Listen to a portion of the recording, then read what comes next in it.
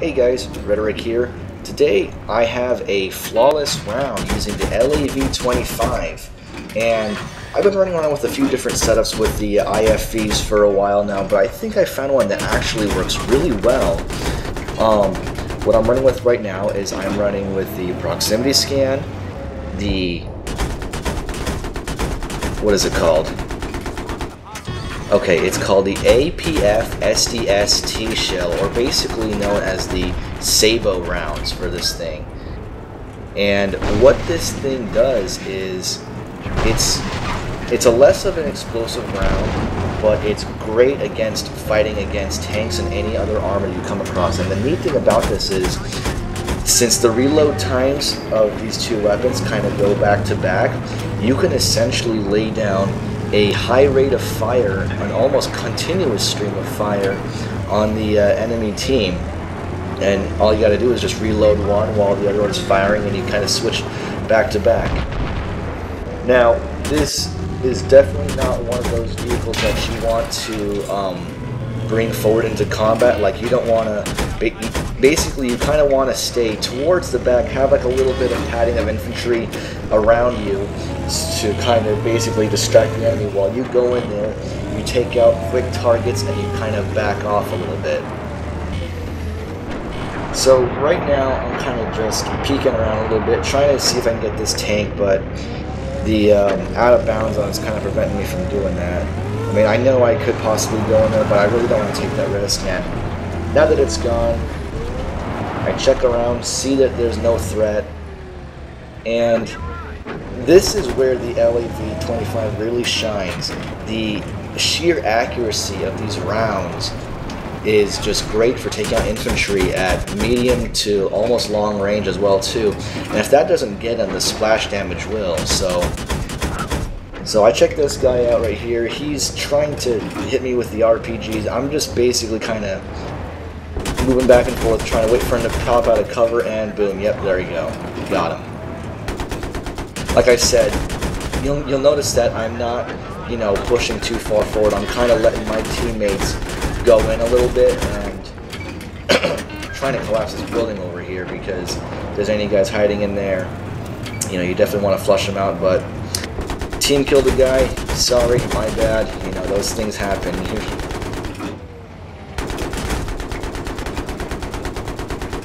But like I said, see this guy right here? He tries to find RPG at me. He gets it, but direct impact to the face with the LAV rounds. I think I got him with the Sabo rounds there. But these things offer great suppression and really help your team when they're trying to push up. Not to mention the fact that it also acts as a spawn beacon for not only your squad, but for your entire team. So basically, as I push up against these objectives or kind of get close to it, my teammates can spawn on me. So that offers my team a lot of assistance and just basically gives us a bigger advantage against the other team. But the crucial thing is, again, staying alive. So I'm playing a lot more cautiously, especially now since the new patch. The infantry engineers are a lot more effective against armor, tanks especially. But since they're effective against, tanks, it's even more doubly so against IFV. So I gotta be really careful now. I can't just go in there, rush and be all Rambo and expect to get a whole lot of kills. It just doesn't work like that anymore. Which I really can't say if that's a good or a bad thing, honestly. I mean, it adds a little bit more to the realism, I guess, where basically the dumb drivers are the ones who get taken out first, and the smart ones kind of stay alive and, have rounds like these. Now for this setup, it's not really the best choice when fighting against infantry. I mean, this setup is more set up to fight against, armor, but you can, like I said, you can still work it against infantry. You just have to play a lot more cautiously, and you've got to be very accurate. So, I mean, having your video settings to, allow for the most frame rate is crucial as well. Like right now, I mean, even though I can play at, high as 1920 by 1080 resolution on my computer, I have it cut down all the way down to 1280 by 720. That way, whenever I play, you know, without recording, I get a constant 70 frames per second, sometimes even higher than that, like 70 to 100 usually without recording. And when I'm recording, I get anywhere between 50 to 60. So, you know, like I said, and that's crucial for when you're taking those accurate shots, because you definitely do not want a slideshow when you're trying to go for these accurate shots and basically make sure no one kind of sneaks up on you. Now, as far as the loadout goes, like I said before, I'm running with the proximity sensor, the Sabo armor-piercing rounds, and the thermal optics.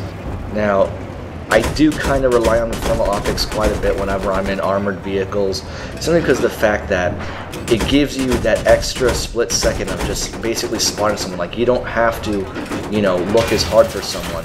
Although there are some cases where, you know, you'll see me switch out of thermal view to get a better view of someone, especially if there's like a lot of smoke or a lot of, you know, haze covering the battlefield. Having the thermals turned off actually, you know, is a better choice than having them on. But for the most part, I keep it on because, you know, having the enemies stand out like that makes it really easy to spot them. And, you know, and if nothing else, if I can't kill them, I'll at least, you know, Q-spot them from my enemies. That way they can take them out if they're in a position to do so.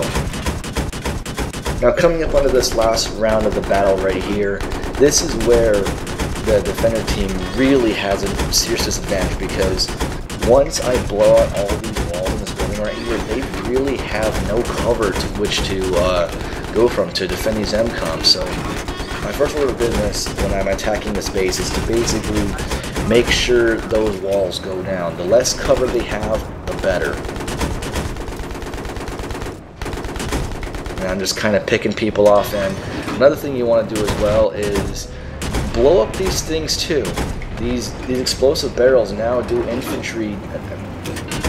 They do damage to anyone that's basically hiding nearby it now. So it's always a good tactic, you know, if you see on the mini-map, if you see someone firing from those positions, blow up those things, because you might get a collateral kill with the explosions.